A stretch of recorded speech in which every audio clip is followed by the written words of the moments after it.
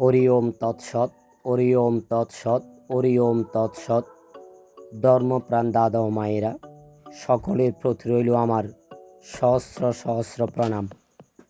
আমি তরুণ বিশ্বাস, আমার ইউটিউব চ্যানেল বিশ্বাস তরুণ গীতবাণী। আমি বিভিন্ন পুরুষোত্তমদের কিছুটা বাণী আপনাদের সামনে উপস্থাপন করার জন্য উপস্থিত হয়েছি। আপনারা আমার ইউটিউব চ্যানেলটি সাবস্ক্রাইব, কমেন্ট, লাইক দিয়ে আমাকে উৎসাহিত করবেন। এখন বলা যাক শ্রী রামচন্দ্র সম্পর্কে। অধ্যাত্ম রামায়ণ থেকে কিছুটা বাণী। শ্রী রামচন্দ্র বলেছেন, যতকাল মায়ামোহিত মানুষের শরীরটা দিতে আত্মভাব থাকে, ততকাল কর্ম করতে হয়। আমি এই নয়, আমি ওই নয়, এইভাবে বিচারের পথে শ্রেয় পরমাত্মার স্বরূপকে উপলব্ধি করার পরই কর্মমুক্তি ঘটে।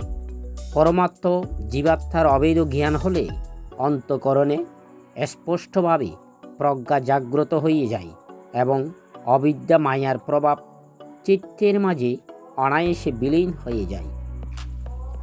শ্রীকৃষ্ণ সম্পর্কে শ্রীমদ্ভগবদ্গীতা যেই বাণী চিরন্তন, শ্রীকৃষ্ণের বাণী চিরন্তন থেকে আমি আপনাদের সামনে উপস্থাপন করছি। শ্রীকৃষ্ণ বলেছেন, মানুষ যেমন জীর্ণ বস্ত্র পরিত্যাগ করে নতুন বস্ত্র পরিধান করে, তেমনি জীবাত্মাও জীর্ণ শরীর পরিত্যাগ করে অন্য নতুন শরীর পরিগ্রহ করে। এই আত্মা ছেদনের অযোগ্য, আর্দ্র, দগ্ধ বা শুষ্ক হবার অযোগ্য, কারণ ইনি সর্বব্যাপী, স্থির, অচল ও সনাতন। এই আত্মা অব্যক্ত, অচিন্তা ও অবিকারী। ত্রিপিটক থেকে শ্রী বুদ্ধদেব বলেছেন, কামহেতু কামের কারণে, কামের প্রয়োজনে, কাম্য বস্তু সমূহের জন্যই মানুষের বিবাদ হয়। তারা কলহ, বিগ্রহ, বিবাদে লিপ্ত হয়ে পরস্পরকে আক্রমণ করে।